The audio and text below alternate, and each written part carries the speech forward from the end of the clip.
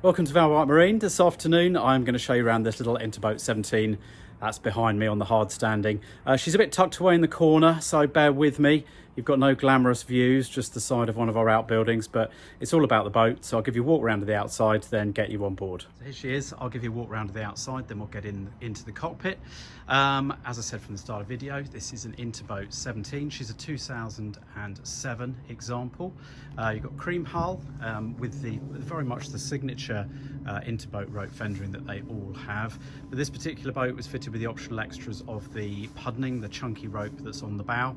I'll give a walk round so you can see the condition of the hull, which is generally for a 2007 boat really good. There's a tiny little bit of a scuff there, probably where the boat's been moored up and the fender has touched something.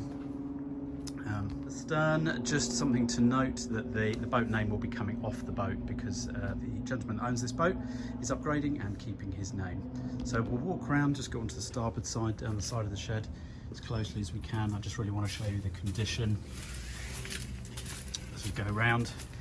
As with all Interboats, this boat is a shaft drive with a single diesel inboard engine. A shaft drive, for those of you that don't know, with a keel will give you very steady and predictable straight line handling, particularly at low speeds, which you need to do on here on the river. There's the keel, rudder and prop, and you can see that all these boats are fitted with a stainless steel skeg, which gives you a good degree of hull protection should you ever run aground. Rather than me get on board, I'm going to give you this distant view and sort of walk through in that way. All Interboats have the same canopy configuration pretty much, and that is that they have a spray hood, a forward section which goes over this bow seating area. That will come up like that. I'll drop a photo into this video so you can see a boat with the spray hood up. So that gives you a bit of cover from the wind and the sun and rain, if there were any, over that forward section there. And then at the rear, all boats are supplied with a tonneau cover, so from about here on the boat you have a sloping canopy that goes down to the back of the boat when you're not using it and it's on its mooring, and that will keep it watertight. Again, I'll drop a photo in so that you can see how the boat looks fitted with its tonneau cover. This particular boat, features that it's got, I've pointed out the pudding on the bow, so the chunky rope. It's also got a solid teak table, which is an optional extra. The leaves of that fold out to increase the size if you want to, but if you don't want to use it, pole comes out, tabletop comes off, and they both store in the side lockers. There's room for those to get that out of the way if you've got a lot of people on board. As with all Interboats, you've got this stern helm position, or aft helm position I should say, which makes these really sociable boats to be out on. So rather than the driver being seated further forward, he's always at the rear of the boat with friends, family, whatever around you. And I can tell you from my own experience, just going along the river gently, sat there, one hand on the wheel, with a couple of friends and a glass of wine, these boats just don't take much steering. They're very easy, and it's a really relaxed place to sit, and obviously with the canopies down you can have an amazing view forward. It's what boating's all about really on the Thames. Just to the rear, so you've got a rear deck there. You can see there is a swim ladder, so if anybody wants to go in the river they can get back out again. Rear navigation light and your ensign and pole. Other things to mention, we mentioned the table. This boat is also fitted with a solid teak cockpit floor throughout, which is a really nice touch. It's not actually offered on a brand new Interboat, so it's quite a quality bit of spec to have now on one of these boats. You will see it's marked a little bit. That, we have a system for teak cleaning. That will come up beautifully.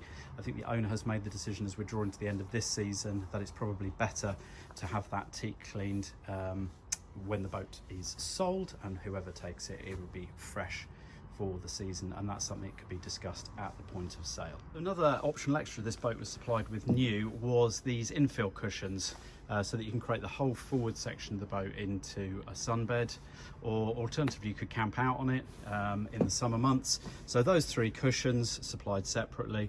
There was 3 boards underneath that just slot in, and the boards are small enough to fit in one of the side lockers, so that's quite helpful. So you can quickly, I just set that up in literally 2 or 3 minutes to make that area, which could be great fun. In terms of storage on this Interboat, right up on the bow there, you've got a locker for your anchor and chain, which is easy accessible. So if you're in a coastal location, you want to drop anchor, you don't have to worry about getting around the side decks. The canopy unzips in the center there, so you can just pop your head through, reach into the anchor locker, get your anchor over the side, and then tie it off accordingly. So they do make great boats for anchoring as well.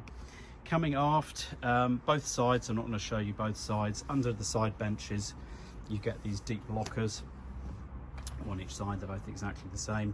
As I mentioned, the boards for the sunbed fit in there. Both sides of the boat you have this open locker, which is really designed for fender storage. You can just pop a fender in there and your ropes as well, but it's quite useful to put other bits and pieces. Often people tuck their shoes in there, get them out of the way. And then coming round to the rear, just under the seat there's another locker. This gives you access to your weed strainer, your manual bilge pump and your sea cock. That wooden item that you'll see down there is as part of boat safety. That is an emergency rudder attachment. Coming round to the helm, it's a very simple formula. One of the charms of an Interboat, to be honest with you, it's so easy. Standard Vetus engine panel, you get your RPM, hour meter, volts, and then round on the side you get a fuel gauge and controls for things like your nav lights and your 12-volt socket.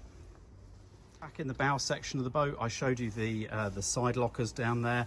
I've just taken the further cushion out, so just to orientate where we are, we're just behind the bow of the boat. They do supply another large locker, which you can use as a cool box, so you can chuck your ice or your cold blocks and all your picnic in there, tucked out of the way.